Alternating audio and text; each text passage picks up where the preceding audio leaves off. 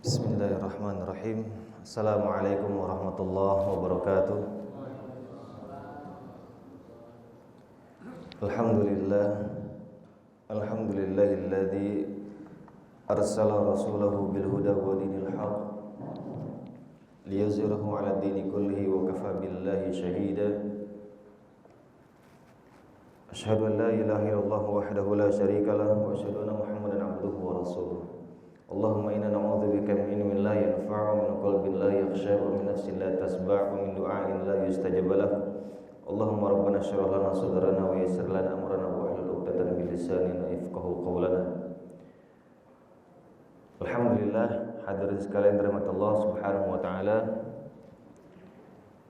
Allah masih memberikan kesempatan kembali kepada kita untuk dapat bersilaturahmi.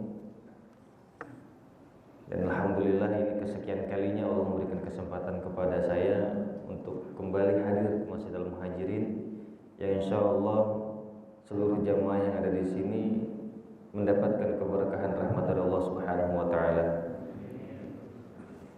Baik. Pada kesempatan kali ini insyaallah saya sedikit merefresh kembali tentang bagaimana prinsip atau cara kita bermuamalah, cara kita ini memahami tentang bagaimana sesungguhnya Islam itu memberikan sebuah gambaran istimewa secara universal tentang sebuah konsep ekonomi. Karena begini, ternyata di dalam Islam itu, hadirin sekalian dirahmati Allah Subhanahu wa taala, kalau kita fahami, di dalam Islam bukan terbagi, tapi ada 3 bagian, 3 pokok. Yang di dalam pokok keislaman kita ini sesungguhnya mengatur dari seluruh aspek kehidupan kita. Jadi, kalau kita perhatikan, diibaratkan dalam sebuah pondasi rumah atau sebuah bangunan, begitu ya. Kita mengenal ada namanya sebuah pondasi.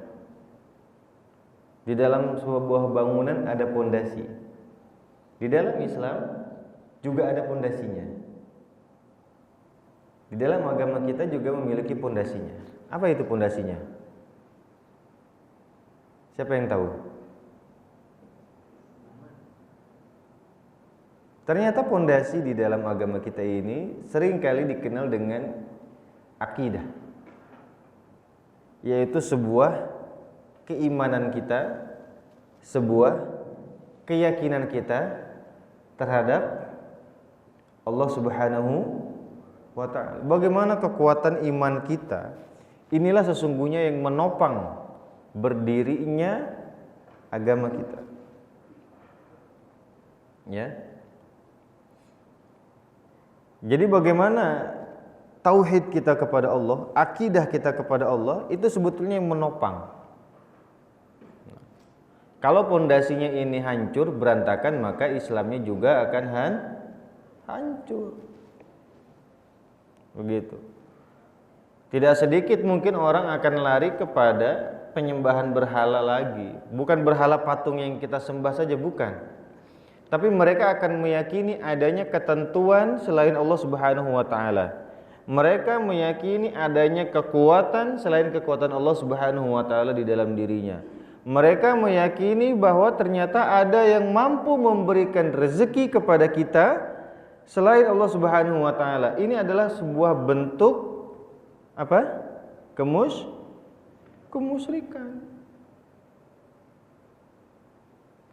Wah, kita pengen pegang handphone ini supaya nanti rezekinya lancar mengalir. Tidak.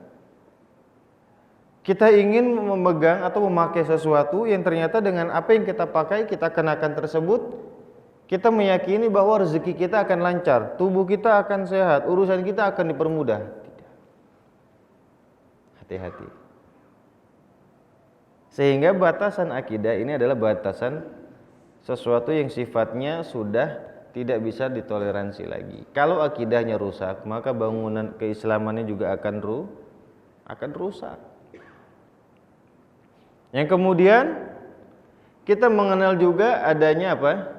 Pondasi. Selain pondasi ada apa dalam sebuah bangunan? Tiang, temboknya, tiangnya. Maka tiangnya, penyangganya dari bangunan tersebut dikenal dengan prinsip syariah atau hukum-hukumnya. Nah, segala sesuatu yang berkaitan dengan syariah itu ada hukumnya, ada dalilnya. Selain tiang, selain pondasi, maka rumah ini akan menjadi utuh ketika disandingkan dengan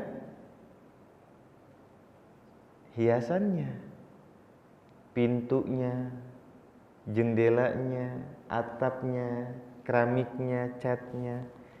Maka yang mempercantik bangunan tersebut dikenal dengan, dalam sebuah bangunan yang mempercantik, yang memperindah tersebut nampak dalam sebuah apa? Akhlaknya. Akhlaknya itulah yang akhirnya mempercantik, memperindah bangunan tersebut. Akhlak kitalah yang akan memperindah keislaman kita. Akhlak kitalah yang akhirnya akan mempercantik. Karena orang lain akan melihat, yang pertama kali dilihat itu apanya? Bagus atau tidak rumahnya? Bagus atau tidak pribadi muslimnya? Jujur atau tidak? Amanah atau tidak? Orangnya itu selalu bermuka masam atau penuh dengan senyum. Jadi keindahan akhlak yang akan dilihat oleh orang lain. Nah, dalam kesempatan kali ini, hadirin sekalian dirahmati Allah Subhanahu wa taala, kita akan sedikit merefresh, membahas satu bagian dari ketiga dasar ini.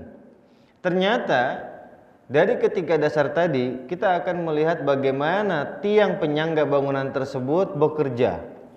Di dalam prinsip syariah, hadirin sekalian dirahmati Allah Subhanahu wa taala, ya.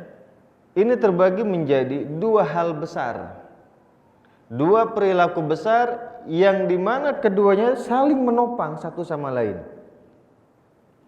Dua hal tadi yang akhirnya memperkokoh bangunan keislaman seseorang. Dari prinsip syariah secara umumnya terbagi menjadi dua hal besar.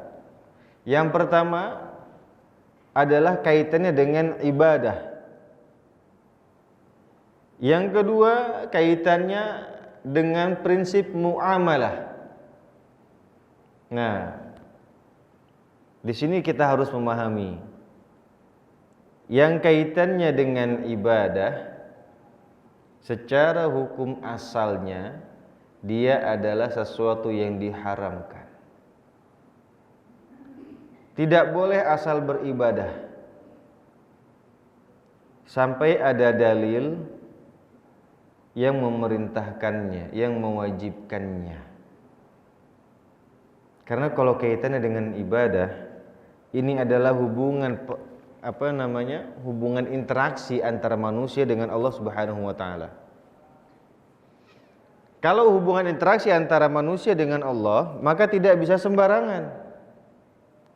Haruslah ada tuntunannya. Contoh, apa yang telah kita lakukan barusan? Salat subuh berjamaah, ini ada contohnya, ini ada dalilnya, ini ada tuntunannya, ini ada perintahnya. Sehingga tidak sembarangan kita melaksanakan sholat. Begitu. Bagaimana cara kita berwudu? Bagaimana cara kita sholat? Bahkan Nabi mengatakan, "Shollu kama ra'aitumuni usolli." Lihat cara saya, lihat contohnya ketika melaksanakan sholat. Lihat, begini, rukunnya seperti ini, bacaannya seperti ini. Sholat tidak harus buru-buru, tidak boleh buru-buru. Sholat itu harus tenang, seperti ini, seperti ini. Kewajibannya banyak ayat yang mengatakan, yang memerintahkan tentang wajibnya mendirikan sholat. Seperti itu. Ini kaitan salah satu contoh ibadah. Nah, yang kedua, dalam sebuah praktek interaksi antara manusia dengan manusia, atau dikenal dengan istilah muamalah, saling interaksi antara satu dengan lainnya, maka berbeda dengan prinsipnya ibadah. Dalam prinsip ibadah, sesuatu yang sifatnya haram, mutlak, tidak boleh sembarangan kita melaksanakan ibadah. Tapi dalam prinsip muamalah, secara prinsipnya, secara umumnya adalah sesuatu hal yang diperbolehkan antara satu dengan lainnya. Tidak bisa disandingkan atau disamakan secara hukumnya dengan ibadah. Tapi secara prinsip dasarnya, hubungan interaksi antara manusia dengan manusia lainnya sifatnya boleh, diperbolehkan.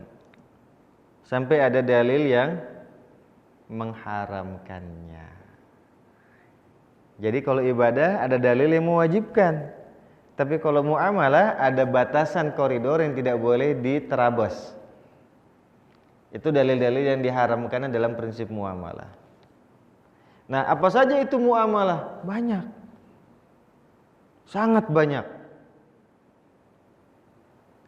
Keseharian kita dengan istri itu muamalah bukan? Interaksi antara kita dengan pasangan kita itu muamalah.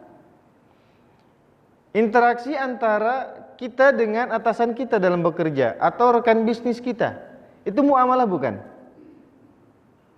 Iya. Interaksi antara manusia dengan yang lainnya, apapun bentuk aktivitasnya, secara prinsip dasarnya adalah hal yang diperbolehkan. Namun ternyata ada batasan yang tidak boleh diterabas. Itulah dalil yang diharamkannya. Begitu. Apa saja contohnya dalam prinsip syariah muamalah? Sangat banyak. Ada yang politik, ada yang sosial, ada yang ekonomi, ya.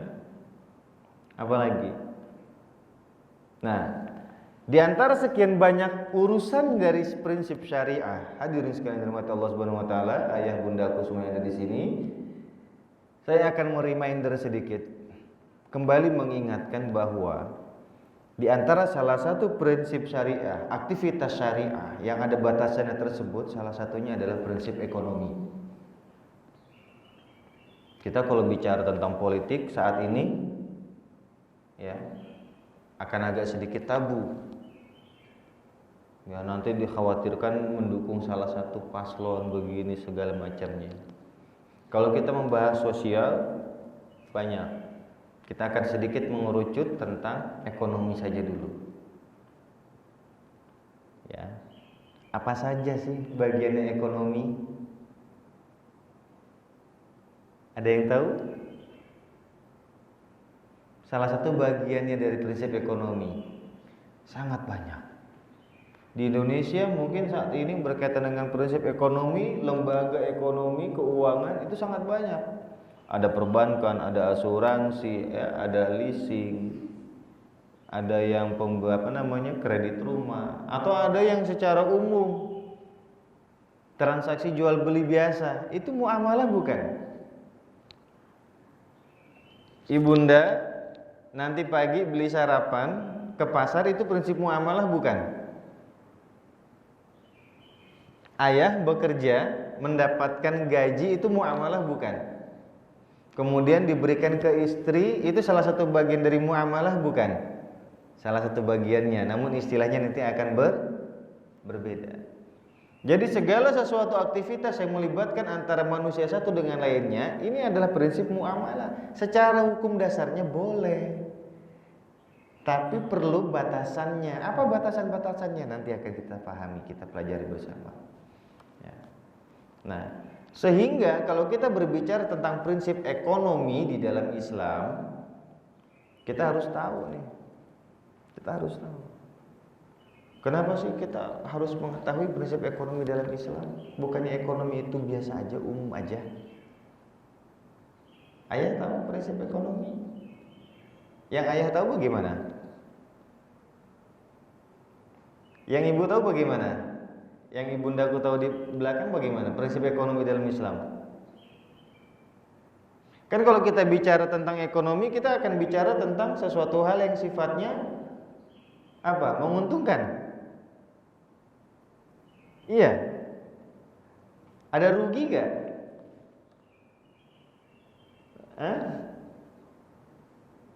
Nah, kita harus tahu. Ternyata Allah itu di dalam Al-Quran pun juga sudah menjelaskan segala sesuatu yang berkaitan dengan ekonomi. Salah satunya adalah bagian harta.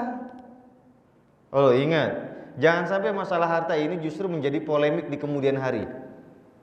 Jangan sampai harta yang ayah bundaku sekalian, yang saat ini dimiliki oleh ayah bunda sekalian, akan menimbulkan polemik di kemudian hari, akan menimbulkan masalah pada anak-anak kita nantinya. Hati-hati. Ya, kita harus kembali memahami bersama. Nah, ini yang harus kembali diingat. Prinsip dasar pertama yang harus kita pahami, kalau kita berbicara tentang ekonomi, maka dia akan berbicara tentang harta.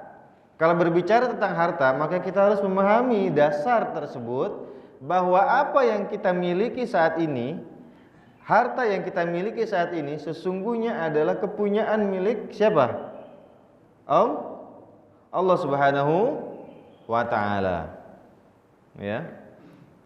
Nah, manusia sebagai siapa? Kalau harta ini milik Allah, maka manusia, kita semua yang ada di sini sebagai apanya? Ayo. Harta yang kita miliki bukan punya kita loh. Siapa di sini yang merasa bahwa rumah yang kita miliki, aset yang kita miliki, itu milik kita? Itu punya saya. Gak boleh ada orang lain mengakuinya. Betul. Saat ini mungkin diamanahkan, diberikan oleh Allah Subhanahu wa ta'ala, dititipkan kepada kita. Tapi siapa yang merasa harta tersebut lekatnya di sini, dalam hati? Ada yang seperti itu? Sehingga kita lupa bahwa ternyata harta yang dimiliki oleh kita ya, apa yang diamanahkan oleh Allah Subhanahu wa ta'ala di dalam diri kita ini sesungguhnya adalah titipan. Akhirnya kita lupa. Ada yang seperti itu. Banyak. Hingga akhirnya menimbulkan jiwa-jiwa yang subhanallah, ya. Jiwa-jiwa yang serakah, jiwa-jiwa yang rakus.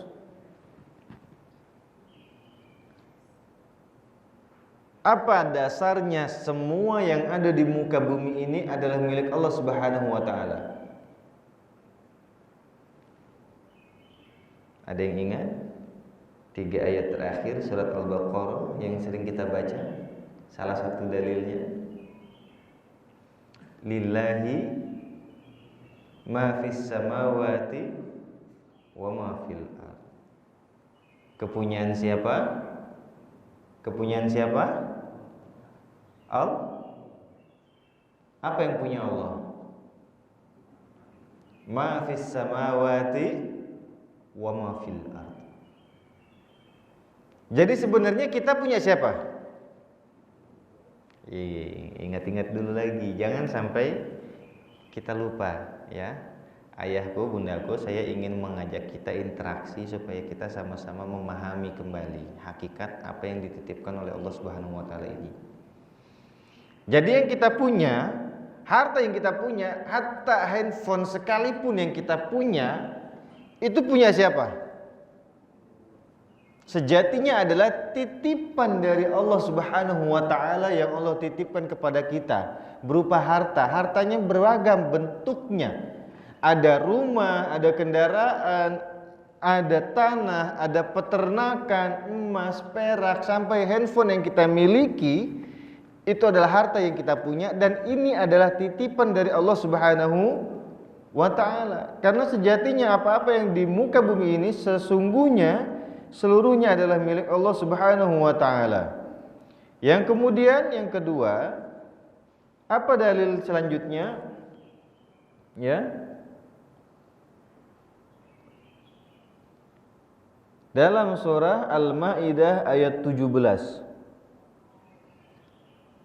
Allah Subhanahu wa taala mengatakan laqad kafaral ladzina qalu innallaha huwal masih ibnu maryam qul faman yamliku minallahi syai'an in arada ayyuhlikal masih ibna maryam wa ummuhu wa man fil ardi jami'a walillahi mulkus samawati wal ard wa ma bainahuma. Kepunyaan siapa? Allah. Seluruh isinya kerajaan yang ada di langit dan di bumi, dan di antara langit dan di bumi, seluruhnya yang ada di dunia ini adalah milik Allah Subhanahu wa ta'ala. Kalau sudah begitu, apa peran manusia? Pertanyaannya begitu kan? Kalau sudah begitu, kita memahami apa peran manusia berikutnya, ya. Ayo. Ternyata manusia memiliki peran yang begitu luar biasa berkaitan dengan harta. Apa? Sebagai khalifah. Khalifah yang kita pahami sebagai seorang pemimpin, begitu? Tapi ternyata khalifah yang dimaksud dalam pemimpin di sini adalah mereka yang benar-benar mengelola hartanya dengan cara yang baik dan benar. Mereka yang ketika berbicara tentang harta, dia memahami bahwa nanti pada saat ajal sudah menjemput. Kita ingat hadis Nabi, lan tazula qadama 'abdin hatta yus'ala an arba'. Nanti kaki kita tidak akan beranjak selangkah pun sampai nanti akan ditanyai 4 perkara oleh Allah Subhanahu wa taala. Salah satu di antara 4 pertanyaan tersebut 2 kali ditanyakan berkaitan erat dengan harta. Pertanyaannya adalah min aina tasabahu, dari mana harta tersebut didapatkan, wa fima anfaqahu, dan untuk apa dikeluarkannya, diinfakkannya. Maka di dalam surah Al-Hadid ayat 7 Allah Subhanahu wa taala menegaskan aminu billahi wa rasulihi wa anfiqu mimma ja'alakum mustakhlafina fi falladina amanu minkum wa anfaqu lahum ajrun kabir. Kita disuruh beriman kepada Allah Subhanahu wa taala dan rasulnya. Kemudian dan infakkanlah harta tersebut di jalan Allah, sebagian dari harta yang Dia telah menjadikan kamu sebagai penguasanya.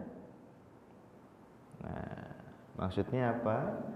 Berarti Allah mempercayakan harta tersebut kepada kita untuk dikelola. Allah memberikan harta kepada kita sesuai dengan kemampuan kita, apakah kita mampu mengelola harta tersebut atau tidak. Bayangkan bagaimana seseorang yang kapasitasnya satu gelas tiba-tiba diberikan amanah oleh Allah Subhanahu wa taala air sebanyak 1 ember. Kapasitas minumnya dia cuma 1 gelas. Dia tidak pernah berbagi kepada orang lain sehingga cukupkan 1 gelas. Lantas ketika dia diberikan 1 ember, apa yang akan terjadi dengan air tersebut? Tumpah. Terpakai tidak? Dia pakai untuk apa akhirnya air 1 ember tersebut? Untuk kebutuhannya atau untuk keinginannya?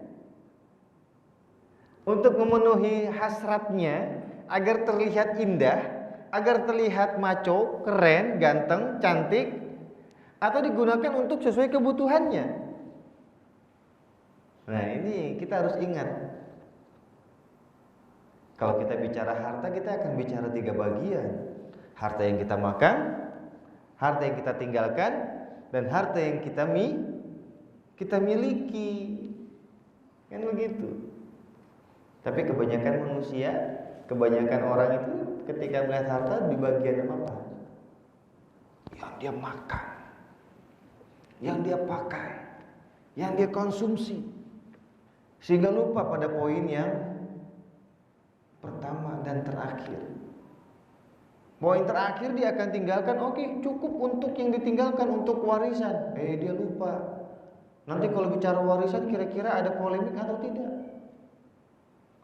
Dia lupa dari harta tersebut, dari warisan yang ditinggalin kira-kira menimbulkan masalah atau tidak ke anak-anaknya. Dia lupa poin yang pertama. Harta yang dia miliki sejatinya nanti ketika dia benar-benar menggunakan harta tersebut di jalan Allah. Dia lupa.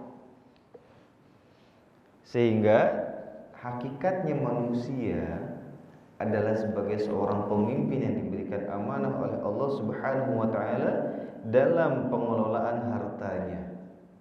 Dalam bagaimana manusia tersebut diberikan amanah untuk hartanya tersebut. Bahkan ya, seringkali menjadikan manusia itu lupa. Nah, kemudian kalau yang sudah poin pertama tadi kita fahami bahwa apa yang sejatinya menjadi milik Allah Subhanahu wa taala terhadap diri kita ini hanyalah sebuah titipan, maka kita akan kembali memahami secara umum lainnya. Yang poin tadi sudah kita pahami ya. Jadi tolong diingat kembali, oh iya, semua yang kita miliki adalah titipan dari Allah. Ayah bundaku punya harta bukan hanya berupa uang, bukan hanya berupa aset, tapi anak, cucu itu juga adalah titipan.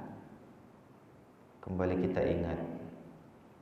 Nah, kemudian secara prinsip moralnya, hadirin sekalian dirahmati Allah Subhanahu wa taala, kalau kita berbicara tentang prinsip tadi saya sudah jelaskan, tidak ada contoh gambar ya. Jadi begini. Di poin pertama tadi saya menjelaskan ada prinsip akidah, ada prinsip syariah, ada prinsip akhlak. Apakah ketiganya saling berkaitan? Naam. Ketiga poin tadi saling berkaitan. Maka kalau kita berbicara tentang ekonomi, tentang muamalah, maka sudah pasti ini akan saling berkaitan dengan akidah dan akhlak. Sehingga apa yang saat ini sedang ayahku lakukan, hadirin sekalian lakukan, yang dirahmati Allah Subhanahu wa taala, aktivitas ekonomi yang dilakukan, aktivitas tersebut, maka kita harus memahami ternyata ada batasannya. Kita tidak boleh melakukan atau dilarang melakukan sebuah aktivitas ekonomi yang akhirnya menimbulkan kerugian kepada orang lain. Pertanyaannya sekarang, berapa banyak orang yang menghalalkan segala cara untuk mendapatkan keuntungan terbesar?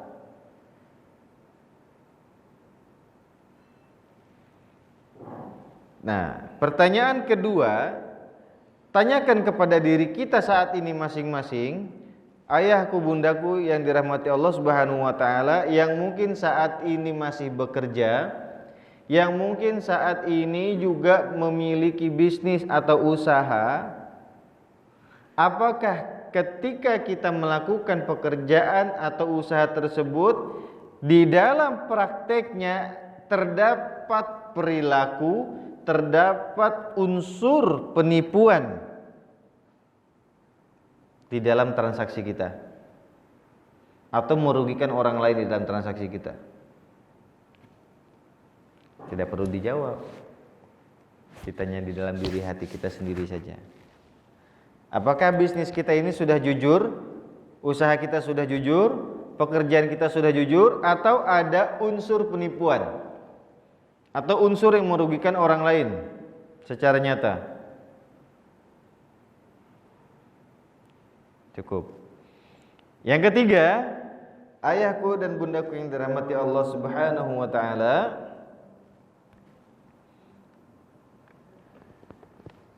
apakah kita saat ini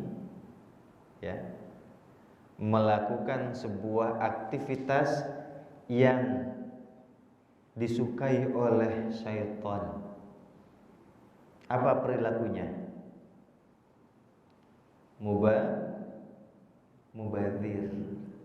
Ada atau tidak? Ayo, Allah menegaskan wala tubadzir tabdzira innal mubadzirina kanu ikhwanas syayatin. Ingat, saat ini ke belakang kemarin hingga saat ini, apakah ada perilaku mubadzir yang kita lakukan? Thayyib, cukup. Jangan dijawab. Tapi resapi dulu dalam hati kita. Kenapa demikian? Karena ternyata perilaku inilah yang tidak mencerminkan bagaimana akhlak seorang muslim tersebut dalam pengelolaan hartanya. Bahaya enggak? Contoh, ayah, bunda saat ini ketika membeli sesuatu berdasarkan kebutuhan atau keinginan. Ayo, butuh atau ingin? Dua-duanya. Yang benar-benar butuh dibeli nggak? Kadang kalah sama yang diingin. Karena melihat saya itu butuh handphone, betul? Perlu handphone. Butuhnya yang seperti apa? Yang bagus. Kebutuhan handphonenya untuk apa? Ini contoh ya. Yang paling mudah. Kebutuhan handphonenya untuk apa? Komunikasi. Komunikasinya melalui apa? Ayo, ditanya lagi nih. Telepon. Kemudian pesan singkat. Pesan singkat juga jarang pakai SMS kan sekarang? Semua sudah melalui aplikasi kan? Aplikasi WhatsApp kan? Oke, cukup. Kemudian apa lagi? Ini kita bicara sesuai kebutuhan dulu nih. Nah, baik, sudah terjawab. Berarti nggak ada kebutuhan lain lagi. Ayah, ada yang di sini ada yang main TikTok nggak? Ayah aku di sini ada yang main TikTok? Ada yang bikin konten TikTok? Ibunda ada di sini yang bikin konten TikTok? Ada? Nggak apa-apa, nggak usah malu jawabnya. Kita kadang kalau iseng suka bikin konten-konten seperti itu. Terkadang ada beberapa yang mengisi waktu luang buat seperti itu. Konten ada yang diisi dengan yang positif, ada yang negatif. Baik, media sosial sudah punya Instagram, Facebook. Sebagian ayahku di sini ada yang mungkin aktif di dunia jurnalis atau dunia tulis menulis sehingga butuh aplikasi Twitter misalnya atau blog. Maka dilihat kebutuhannya. Thayyib, sekarang kebutuhannya sudah kelihatan. Kira-kira kebutuhannya standarnya cukup yang berapa? Memorinya yang berapa giga? RAM-nya yang berapa giga? Standarnya cukup. Berarti apa? Oke, cukup. Kalau gitu ya memorinya standar 256 GB, RAM-nya mungkin 8, standar cukup, selesai. Harga berapa juta? Harganya berapa juta? Ternyata cukup yang di angka tengah-tengah. 4 juta, 5 juta, 6 juta cukup. Ternyata yang paling bagusnya 6 juta sesuai dengan kebutuhan. Dan jangka panjangnya kita lihat ternyata masih aktif dan masih bagus, kita ambil yang 7 juta. Pertanyaannya, dengan kebutuhan yang sama, dengan memori yang sama, ayah beli handphone yang harganya 25 juta. Kebutuhan atau keinginan? Mana yang paling mendominasi?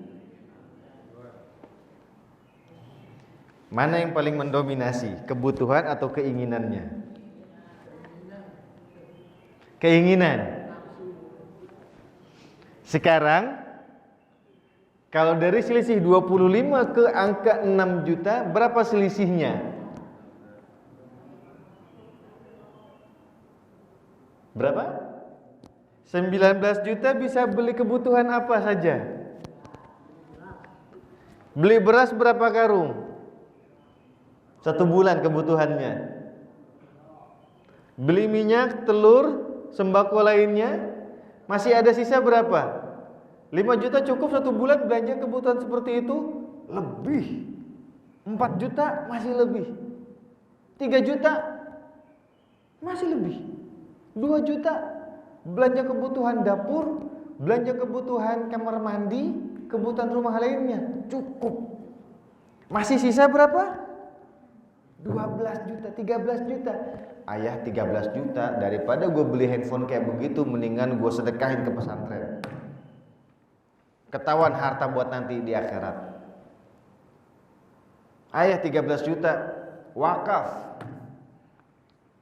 Ketahuan beli handphone 25 juta, kebutuhannya cuma 6 juta, masih sisa 19 juta, kebutuhan bulanan 3 juta, masih ada sisanya lagi 12 juta atau 13 juta, saya infakkan, saya sedekahkan, saya wakafkan. Mubazir atau tidak? Ini hanya salah satu contoh. Saya tidak menghakimi, tapi ini adalah salah satu contoh bagaimana cara kita menyikapi sikap tersebut secara prinsip moralnya, akhlaknya, agar kita tidak termasuk dalam pribadi muslim yang boros. Saya tidak berbicara tentang kendaraan, karena kendaraan adalah kebutuhan kita, yang kita tahu bagaimana kebutuhan kita, nyamannya, tenaganya, perjalanannya. Tapi saya sedikit menyinggung masalah kebutuhan pribadi harian saja. Mana kebutuhan yang benar-benar butuh dan pokok untuk kita, mana yang menjadi keinginan. Begitu. Ini hanya bahan sebagai sebuah bahan koreksi. Agar kita ini menjadi pribadi muslim yang memahami akhlak dalam pengelolaan harta, moral kita dalam pengelolaan harta. Ternyata salah satunya tidak boleh boros, betul. Ini yang harus kita pahami dan kita sadari kembali. Karena sebagian besar di antara saudara-saudara kita masih lebih mementingkan keinginan, mendahului keinginan dibandingkan dengan nilai kebutuhan itu sendiri. Begitu. Nah, kemudian kalau sudah kelihatan bentuk moralnya, maka apa yang akan terjadi? Akan terjadi sebuah bentuk keseimbangan di dalam kehidupan kita. Bagaimana cara kita melihat sebuah harta dan bagaimana cara kita mengelola harta tersebut agar menjadi nilai ibadah. Pernah terfikirkan enggak? Contohnya, hadirin sekalian, ayahku, bundaku yang dirahmati Allah. Contohnya adalah ketika kita diingatkan kembali oleh ayat wabtaghi fima atakallah darul akhirah wala tansa nasibaka minad dunya. Cari, yang pertama kali Allah tegaskan itu apa? Cari keredoan akhirat. Wala tansa nasibaka minad dunya. Tapi jangan lupa urusan di duniamu. Poin pertamanya adalah ibadah. Tapi apakah ibadah terus menerus 24 jam? Tidak. Jangan lupa ada urusan duniamu, pekerjaanmu, bisnismu, usahamu, karirmu. Seimbangkanlah di antara keduanya, tidak menjadi berat salah satunya. Yang dimana dengan keseimbangan tersebut ternyata harta yang kita miliki menjadi sarana, menjadi wasilah agar mendekatkan diri kita kepada Allah Subhanahu wa taala lebih dekat. Lihat, Nabi melarang perbuatan hasad iri, betul? Betul enggak? Tapi ada berapa pengecualian yang Nabi bolehkan perbuatan iri tersebut? Ada berapa?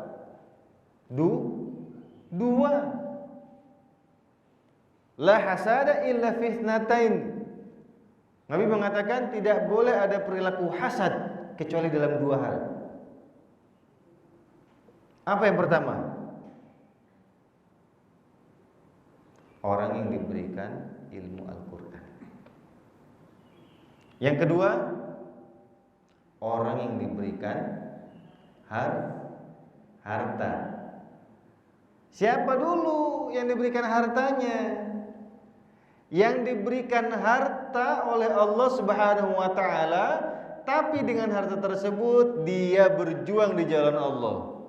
Dia infakkan harta tersebut di jalan Allah Subhanahu wa taala, dia sedekah, dia wakaf, nafkahnya tidak lupa. Semua hartanya dikelola untuk di jalan Allah Subhanahu wa taala. Hartanya berlimpah. Bahkan dikatakan oleh Nabi, yang iri tersebut, harta tersebut dia infakkan di jalan Allah siang dan malam secara sembunyi-sembunyi maupun secara terang-terangan. Kita tahu itu orang punya harta banyak, kita tahu dia berjuang di jalan Allah dengan hartanya, kita iri hartanya pengen kayak dia. Boleh, tapi dengan tujuan niat yang sama. Dengan niat kita juga bisa berinfak di jalan Allah, bisa berjuang juga di jalan Allah dengan harta tadi. Bukan dengan harta tersebut yang terbayang di otak kita apa? Wah enak ya jalan-jalan terus ya, punya duit banyak, jalan-jalan kemana aja bebas. Mau ke sana kemari gampang. Mau liburan kemana aja bisa. Niatnya foya-foya, niatnya mubazir, boros, pengen beli ini nanti nggak puas lagi pengen ganti beli ini lah. Besoknya nggak puas lagi beli lagi yang lainnya. Barangnya masih ada tapi beli terus, mubazir akhirnya. Tidak seperti itu. Kemudian apalagi keseimbangannya yang terjadi? Lihat di dalam surah Al-Jumu'ah di 2 ayat terakhir. Maaf, di 3 ayat terakhir Allah Subhanahu wa taala berfirman, "Ya ayyuhalladzina amanu idza nudiya lis-salati min yaumil jumu'ati fas'au ila dzikrillahi wa dzarul bai', dzalikum khairul lakum in kuntum ta'lamun." Wahai orang yang beriman, kalau seruan salat Jumat itu sudah terdengar, sudah didirikan, apa yang Allah tegaskan? Tinggalin itu perniagaan. Tinggalin itu jual beli. Azan udah manggil, tutup itu toko. Lihat di pelataran Madinah, lihat di pelataran Masjid Nabawi, lihat di pelataran Masjidil Haram. Kalau kita berangkat umroh, berangkat haji, lihat bagaimana cara mereka menyikapinya ketika azan berkumandang, apa yang mereka lakukan? Tutup tokonya. Tunggu selesai dulu. Tutup tokonya sebentar. Barangnya ada yang hilang enggak? Enggak ada kan? Sekarang kalau kita pasang di toko kita, tokonya nggak ditutup tapi dikasih pelang, dikasih pengumuman sedikit, maaf sedang sholat. Barang kita ada yang hilang nggak?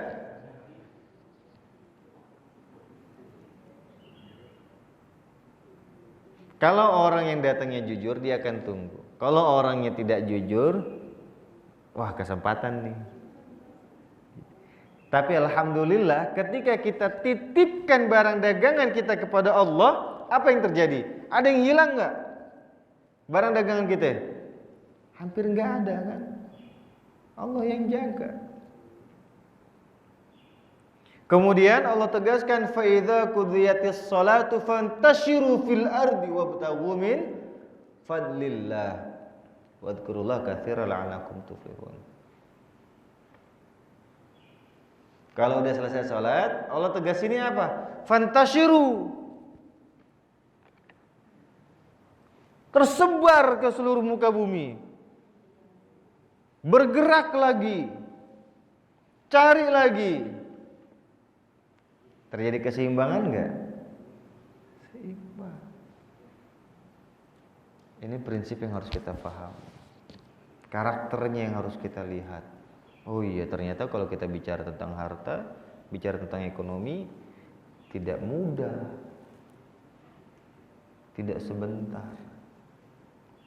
Kemudian, nah, Itu kalau kaitannya antara kita dengan siapa? Dengan Allah. Lantas bagaimana terjadinya juga keseimbangan antara manusia dengan manusia yang lainnya secara umum? Lihat, ayahku bundaku sekalian dirahmati Allah Subhanahu wa taala, ini keren. Ini keren sekali. Di dalam surah Al-Ma'un Allah menegaskan ara'ait, bismillahirrahmanirrahim, ara'aital ladzi yukadzibu biddin. Lihat siapa mereka ini, orang-orang yang mendustakan agama. Fadzalikal ladzi yad'ul yatim. Yang kemudian ayat selanjutnya, wala yahuddu ala ta'amil miskin. Bicaranya tentang apa itu?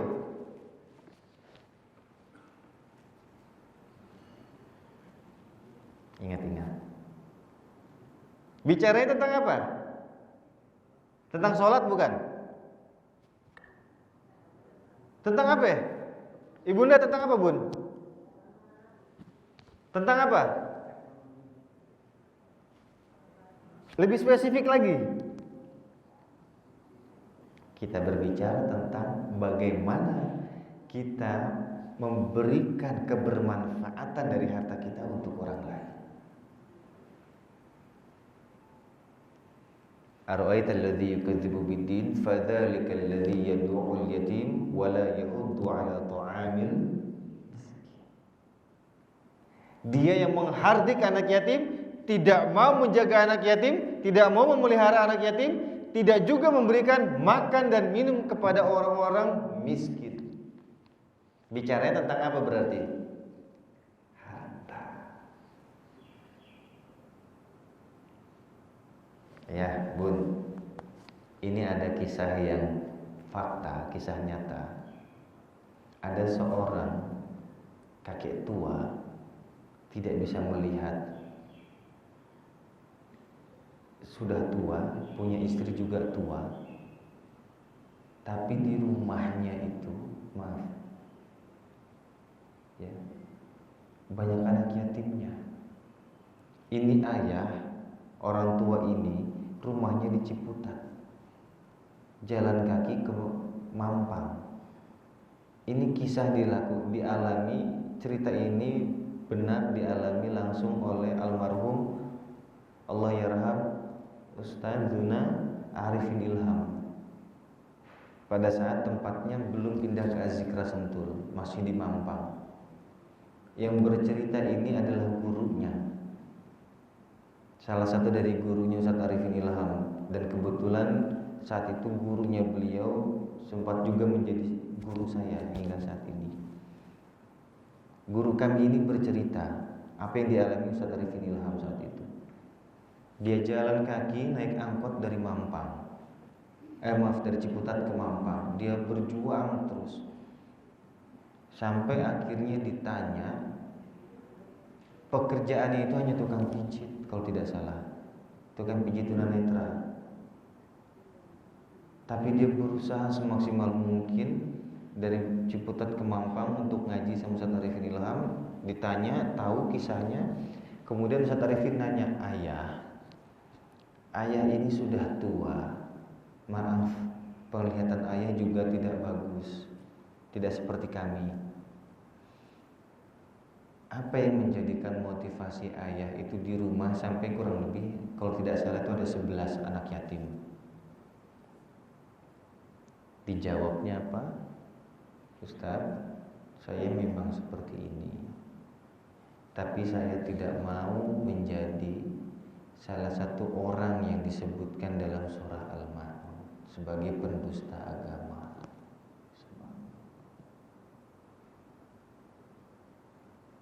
Itu orang yang diberikan titipan hartanya secara pas-pasan. Bagaimana dengan kita? Kita sudah punya list belum? Pesantren mana, anak yatim mana, anak duafa mana, orang miskin mana yang kita berikan bantuan setiap bulannya secara rutin? Ada atau tidak? Ini sebagai bahan koreksi kita. Nah, Kemudian ayah bundaku sekalian dirahmati Allah, apalagi secara karakter keislaman, karakter ekonomi yang menimbulkan keseimbangan antara manusia dengan masyarakat umum lainnya. Ada enggak? Sebelum masuk jawaban itu, saya punya pertanyaan dulu satu sebelumnya. Ayahku, bunda, pernah kita mendengar sebuah kalimat yang kaya makin kaya, yang miskin makin miskin? Pernah? Prinsipnya siapa itu?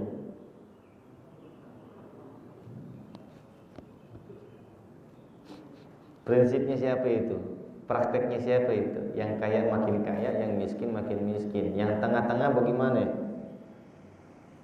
Kagak bisa naik, tapi bisa turun. Prinsipnya siapa itu? Ada yang kayak begitu enggak? Inilah prinsipnya kapitalis. Tidak akan pernah membiarkan orang lain itu kaya seperti dia. Nah, sekarang bagaimana Islam itu mengelola harta agar terjadi keseragaman dalam pemerataan harta? Di dalam surah Al-Hasyr ayat 7, Allah menegaskan di dalam potongan ayat tersebut sebuah kalimat indah dari Allah, kai la yakuna dulatan bainal agniya'i minkum, agar perputaran harta tidak hanya di antara kalangan mereka saja, di antara kalian saja. Maksudnya apa? Agar pemerataan harta tersebut secara menyeluruh, seluruhnya kena, dampaknya kena. Berarti prinsipnya apakah prinsip produksi atau prinsip konsumsi? Di mana prinsipnya tersebut? Poinnya, apakah mereka yang kaya itu akan yang berproduksi, yang memproduksi barang, atau mereka yang melakukan penjualan dan pembelian barang? Yang mana? Ternyata prinsipnya di mana? Di tengah kan? Prinsip apa itu kalau di tengah? Dalam prinsip ekonomi ada yang namanya prinsip distribusi. Bagaimana cara kita kekayaan tersebut didistribusikan secara merata? Itulah keseimbangan yang terjadi dilakukan antara pribadi muslim dengan secara masyarakat umum lainnya. Kebermanfaatan sosial. Sekarang prinsipnya bagaimana? Gua nggak mau dia kaya. Dikasihnya apa? Ditekan harga setekan-tekannya. Dia dapat barang harga murah, dijual harga tinggi. Jolim enggak tuh? Dia beli harga 2.000, dijual harga 2 juta. Zolim kan? Tapi bagaimana Islam memandangnya? Tidak seperti itu. Berapa? 1 juta. Oke. Kita jual 1.500.000. Masih bisa? Bisa. Si petani modalnya berapa? 500. Kita beli 1 juta. Punya profit 500. Kita beli 1 juta, kita jual 1.500.000. Kita masih harga dapat profitnya sama. Kira-kira petani kalau dibeli dengan harga seperti itu sejahtera enggak? Dia modalnya produksinya 500.000, kita beli 1 juta, senang enggak dia? Jangan kebalikannya, dia modalnya 1 juta, kita belinya 500.000, nangis dia. Itulah kenapa yang terjadi. Ya, seperti itu ayatku sekalian. Nah, kemudian ternyata ketika kita berbicara hal tadi, itu semua ada batasannya atau tidak? Ada batasannya. Batasannya adalah batasan yang dibatasi oleh dalil halal haram. Praktek tadi boleh nggak? Boleh. Silahkan. Tapi batasannya adalah batasan transaksi yang halal dan haram. Itu batasannya. Seperti itu. Ya. Kemudian kalau sudah batasannya halal haram, maka kita harus mengetahui apakah yang kita berikan ini, ya, yang kita lakukan saat ini prakteknya sudah halal, sudah benar atau belum? Itu barang yang kita beli sudah halal atau belum? Begitu. Ya kan? Kemudian hadirin sekalian rahmati Allah, ayahku sekalian rahmati Allah, setelah kita berbicara tentang batasan halal dan haram, batasan bagaimana distribusi, batasan bagaimana kita produksi, dan landasan norma, maka kita harus mengetahui di poin yang paling sering kita lakukan adalah poin konsumtifnya. Secara umum yang sering dilakukan oleh manusia lebih sering konsumtif atau produktif. Pengennya make atau pengennya bikin? Lebih cepat make atau cepat bikin? Lebih gampang make atau gampang bikin? Ya kan? Nah, maka ketika kita berbicara tentang perilaku tadi, poin yang mendasar harus kita pahami adalah apa yang kita beli, apa yang kita kenakan, apa yang kita pakai, apa yang kita kelola, jangan sampai masuk dalam batasan berlebihan. Jadi kalau ayah cukup minum 1 gelas, cukup. Gitu, ya. Kalau cukupnya 2 gelas, cukup 2 gelas. Gitu. Kalau cukupnya 3 gelas, ya sudah, jangan berlebih. Sekarang pertanyaan saya, ayah, bunda, sudah tahu belum titik puncak kenikmatan dari apa yang ayah konsumsi atau bunda konsumsi? Pernah nggak? Pernah mengukur nggak?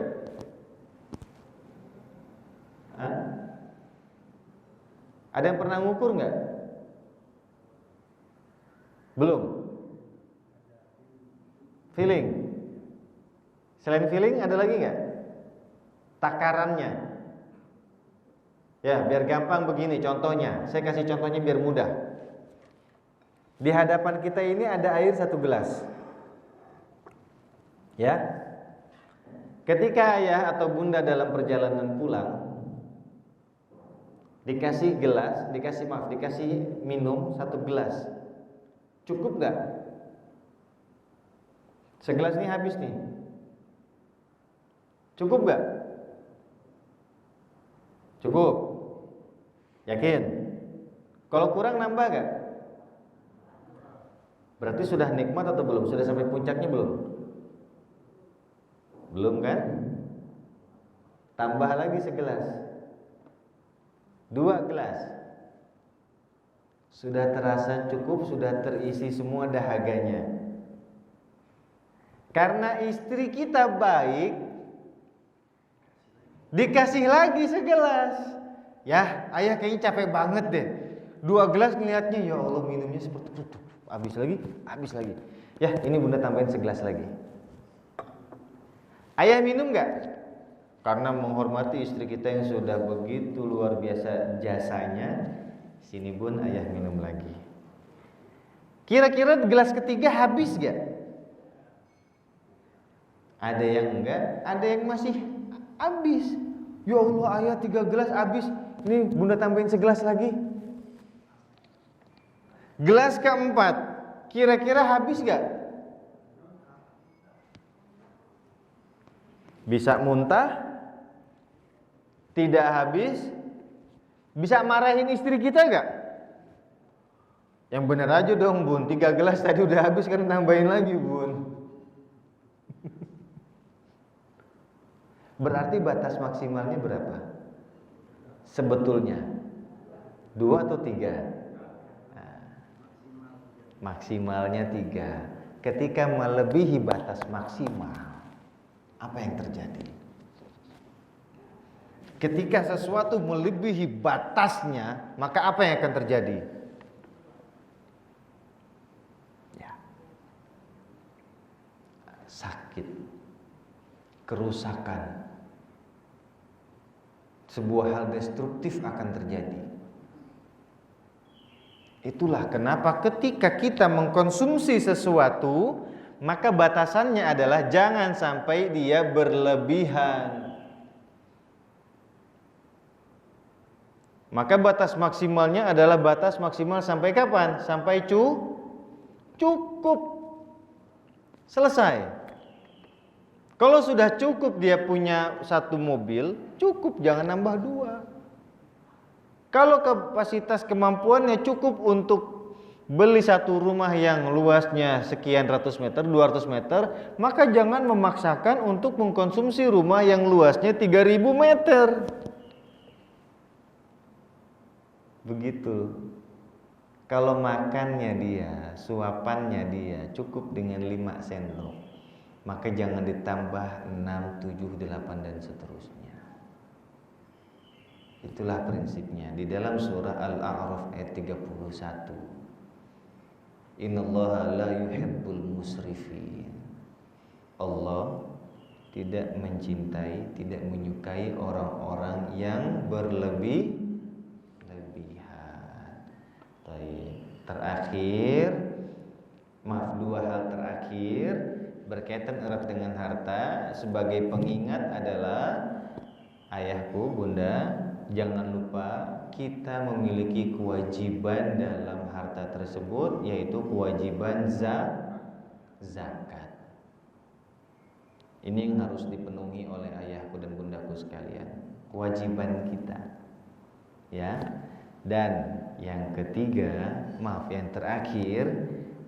terakhir adalah dalam praktek muamalah kita ada batasan larangan. Betul?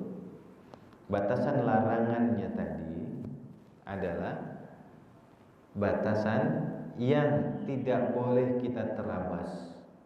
Allah menegaskan, Rasulullah dalam hadisnya menegaskan, innal halala bayyin wal harama bayyin wa ma bainahuma umurun mushtabihat faman waqa'a fi subhat faqa'a fil haram.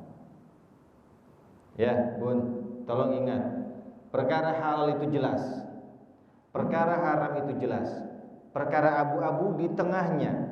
Tapi kalau yang kita sudah terbiasa bermain harta di dunia yang abu-abu, maka Rasulullah menegaskan faqad waqa'a fil haram, maka nanti suatu saat kelak dia akan terjerumus dalam perkara yang haram.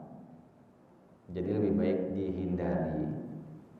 Itu salah satu batasannya. Yang kedua, batasannya lagi adalah bahwa perilaku yang halal itu sudah jelas urusannya. Maka yang harus kita pahami dalam perkara harta adalah perkara yang haramnya, sehingga kita tahu batasan tersebut dan kita tidak terjerumus di dalamnya. Salah satunya adalah tadi, yang pertama ada penipuan, penimbunan, ya, manipulasi. Kemudian yang paling besarnya, ya, adalah ini cara, ya, ini cara, bukan objeknya. Kalau objeknya kita sudah jelas. Kalau bicara haram, ada haram lizatihi, ada haram lighairihi. Kalau lizatihi sudah jelas zatnya, babi, khamr, bangkai, seperti itu, ya. Yang zatnya sudah diharamkan, daging anjing, yang zatnya sudah diharamkan, tidak boleh dikonsumsi, tidak boleh kita beli, tidak boleh kita pakai, tidak boleh kita makan. Kalau kita bicara haram berikutnya adalah li ghairihi, selain barangnya.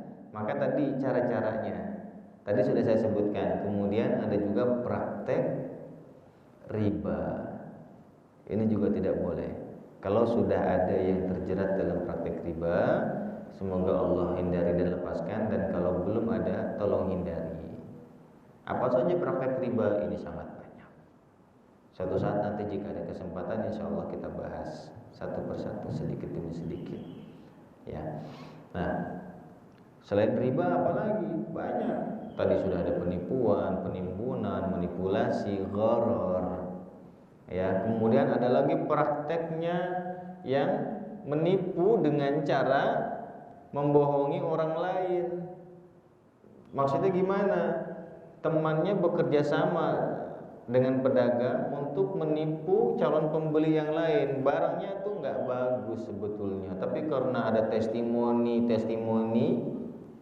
disebutnya bagus, padahal untuk menipu. Banyak nggak sekarang seperti ini? Mungkin kalau dulu orang itu datang ke pasar rame-rame bicara bla bla bla, tapi kalau sekarang tidak. Sekarang sudah lebih canggih lewat testimoni handphone. Begitu ya. Jadi itu saja ya bunda sekalian, rahmati Allah Subhanahu wa taala. Sudah masuk waktu syuruk, sudah 5:30 lewat. Mungkin ini saja yang dapat saya sampaikan. Mungkin ada pertanyaan satu atau dua. Ada yang bertanya? Tidak ada? Ya, gimana ya? Waalaikumsalam. Prinsip ekonomi dalam Islam yang sudah dicontohkan oleh baginda Rasul ketika Rasul dagang itu contoh yang mesti Yang gimana? yang mesti harus dijalankan. Jadi bisa tolong garis besarnya saja. Contohnya baik. Baik. Gimana sih caranya kalau kita ini sedang melakukan bisnis tapi dengan caranya Rasulullah? Gitu maksudnya ya? Ya. Gini. Salah satu prinsip dalam berbisnis yang dicontohkan oleh Rasulullah SAW ini adalah kejujuran dan amanah. Ya. Contohnya yang dilakukan oleh Rasulullah adalah prinsip kejujuran dan amanah. Sekarang berapa banyak contoh dari teman-teman kita yang berdagang ini sudah menerapkan prinsip kejujuran tersebut? Gitu. Ini terus masih kita coba. Saya sendiri pun juga masih berusaha untuk mencoba dan terus berikhtiar agar tetap jujur. Seperti itu. Agar tetap jujur dan tetap amanah. Nah, itu contohnya. Ketika ada barang ini, oh ini nggak bagus barangnya, jangan kita katakan bagus. Oh ini barang ada cacatnya, ada rusaknya, jangan kita bilang tidak ada rusak, tidak ada cacat. Kalau kita sudah mengetahui ada yang rusak dari barang dagangan kita sampaikan, Pak, ini barang ada lecet sedikit di sini, ada kurang baiknya di sini, begitu. Jangan sampai kita katakan, oh mulus, tidak ada kerusakan, tidak ada kecacatan, tapi ketika dibeli oleh pembeli, oleh orang lain, dan kemudian di kemudian hari ini dia lihat ternyata barang tersebut ada kerusakan, kecacatan, maka kita sudah melakukan sebuah kebohongan dalam perdagangan kita, dalam bisnis. Ini salah satu contohnya.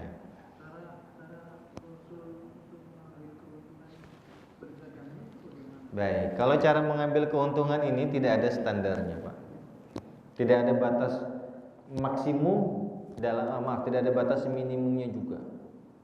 Karena prinsip perniagaan, nah ini yang tadi saya lupa sampaikan, prinsip perniagaan ini atau bisnis ini, prinsip ekonominya terjadi dalam prinsip saling ridho, saling rela. Tepat. Jadi kalau seandainya kalau dicontohkan begini, ini barang saya beli harga 1 juta. Kalau ini fair, teman-teman ayahku sekalian di sini ingin melakukan bisnis seperti itu, monggo silahkan. Saya beli barang ini 20 juta dengan akumulasi biaya perawatan, biaya pakan, operasional, kemudian ada pengiriman dan yang lainnya, ada kegiatan, harus pembayaran karyawan. Saya akan menjual ini di angka 25 juta. Saya ambil untung 5 juta. Sampean mau enggak? Tidak mau, masih kemahalan. Boleh saya tawar? Boleh. Berapa penawarannya? Saya tawar harganya 26 juta. Ditawar lebih tinggi misalnya, silakan. Kalau ditawar lebih rendah, boleh. Silakan, tidak ada masalah. saya tawar 24 juta. Seperti itu. Jadi ketika untungnya, ketika harganya sudah ada saling kerelaan di antara kedua belah pihak, maka insya Allah di situ sudah sah dan diperbolehkan. Jadi kalau ditanya batas maksimum keuntungan berapa, silahkan. Tidak ada batasannya, tapi ada nilai wajar. Nah, yang tidak boleh, nanti ini ada bahasan babnya juga ya. Kalau kita menjual barang di atas harga pasar, nanti itu juga bagaimana pembahasannya itu ada nggak? Ada. Yang harga pasaran misalnya hanya 5.000, ternyata kita jualnya di angka 35.000 misalnya. Boleh nggak sih seperti itu? Secara prinsipnya nanti insya Allah ada pembahasannya. Jika saya masih ada kesempatan bersilaturahmi di sini insya Allah. Gitu. Satu lagi mungkin gimana ya? Assalamualaikum warahmatullahi wabarakatuh. Salam. Tadi kita membahas sekarang ini tidak terlepas dari utang. Utang piutang. Dalam utang piutang itu sekarang banyak kebanyakan dilakukan oleh mereka. Padahal piutangnya sendiri kan sebenarnya ada istilah prosedur itu tidak menyesuaikan. Bahkan orang yang masih sahih pun kalau dia punya utang akhirnya diberikan. Hubungan seperti itu bagaimana? Kalau seandainya dia terjadi oleh kedua dari Assalamualaikum warahmatullahi wabarakatuh. Pertanyaannya kalau dia mati dalam keadaan berhutang. Ya. Kalau mati dalam keadaan berhutang, memang ini kita langsung jawab pertanyaannya dulu ya.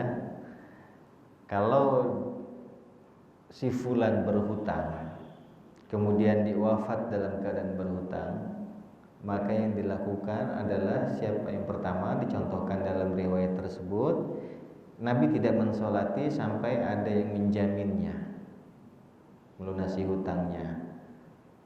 Maka di sini yang seringkali dilakukan adalah siapa yang akan menjamin hutang piutangnya kalau si fulan tersebut wafat.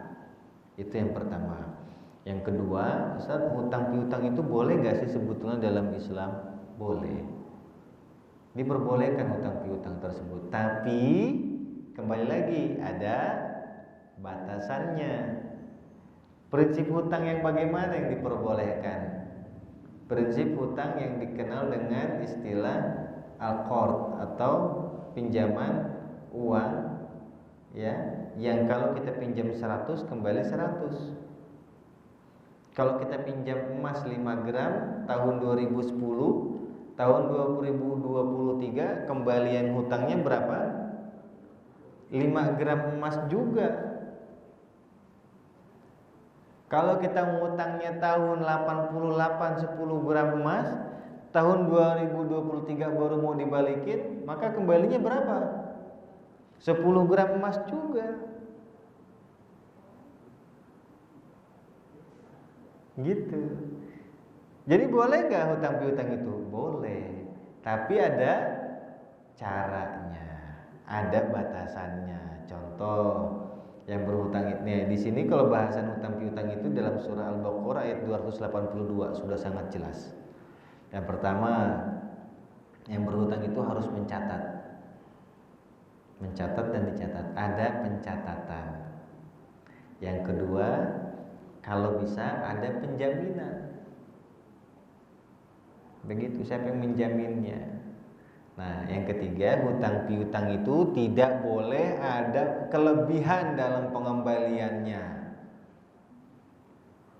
Banyak gak sekarang kayak begitu? Minjem 1 juta dibalikinnya berapa? 1 berapa? 1,2. Lewat dari Tempo naik lagi ya. Seharinya 10.000. Nah, banyak gak kayak begitu? Itu masuknya apa ya? Masuknya riba. Salah satu contohnya ya. Nanti insya Allah pertemuan berikutnya ketika ada waktu kita akan bahas satu persatu insya Allah. Baik, kita cukupkan ayat bunda sekalian rahmat Allah Subhanahu wa taala sama-sama dengan membaca hamdalah dan doa kafaratul majelis. Alhamdulillahirabbil alamin. Subhanakallahumma rabbana wa bihamdika asyhadu an la ilaha illa anta astaghfiruka wa atubu ilaik. Assalamualaikum warahmatullahi wabarakatuh.